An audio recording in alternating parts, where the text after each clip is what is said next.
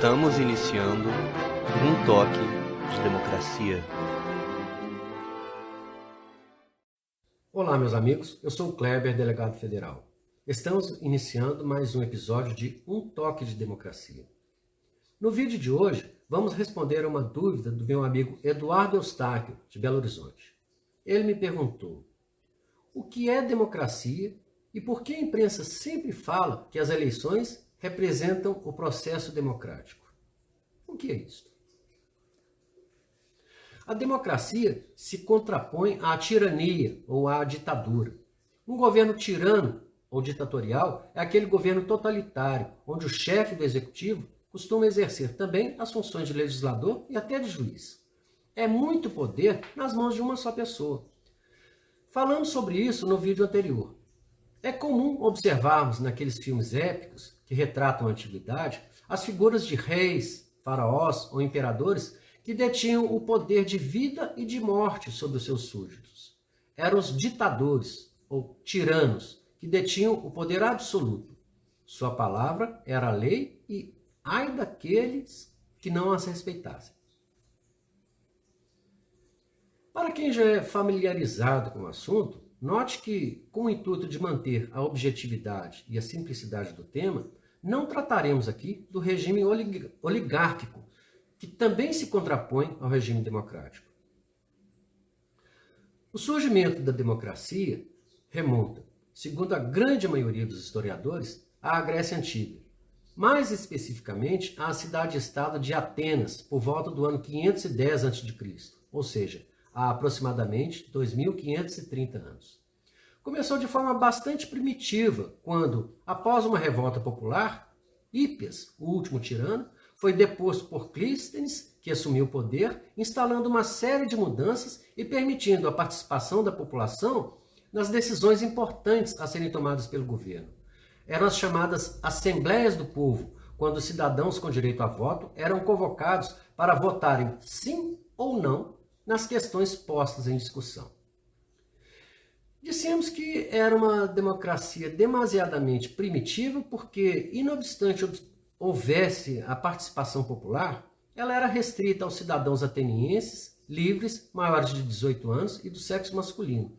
Portanto, estrangeiros, escravos e mulheres não podiam votar. Mas já foi uma grande evolução. Posteriormente, já na Roma Antiga, observou-se uma espécie de democracia representativa com a criação do Senado.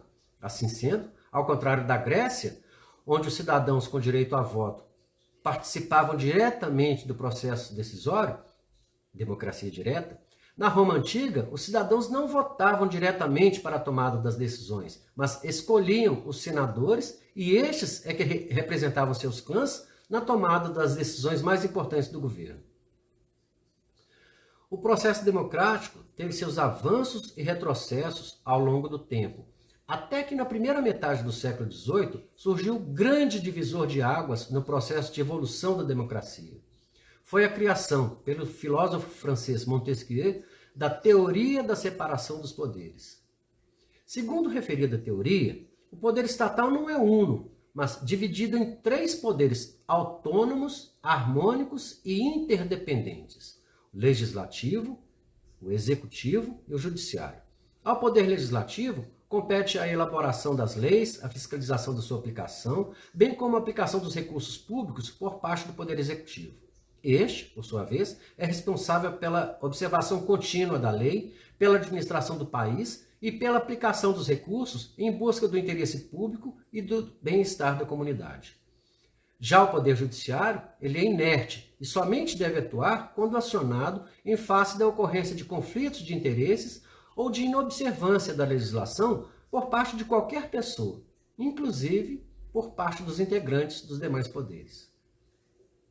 Como se mostra inviável o exercício constante da democracia direta, ou seja, como é impossível que cada decisão a ser tomada pelo governo passe antes por uma consulta popular, os representantes dos poderes devem ser eleitos pela população para representá-la na administração estatal, na tomada das decisões e na elaboração das leis.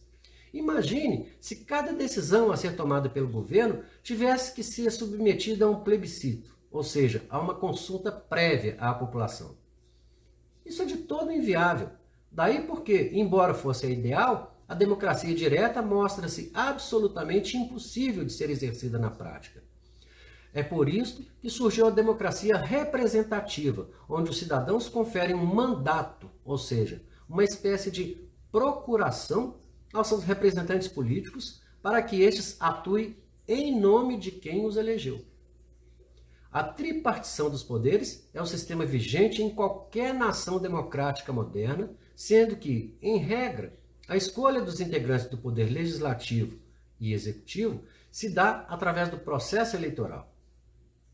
Em sendo as eleições, portanto, o mecanismo através do qual escolhemos aqueles que irão nos representar e governar, nada mais justo do que considerá-las a mais perfeita manifestação do processo democrático, já que a democracia, tal como hoje a consideramos, consiste na possibilidade de que a população possa escolher as pessoas que irão representá-la na tomada das decisões e que irão governar o país. Eu sou Kleber, delegado federal, candidato a vereador, número 55155, PSD. Um abraço.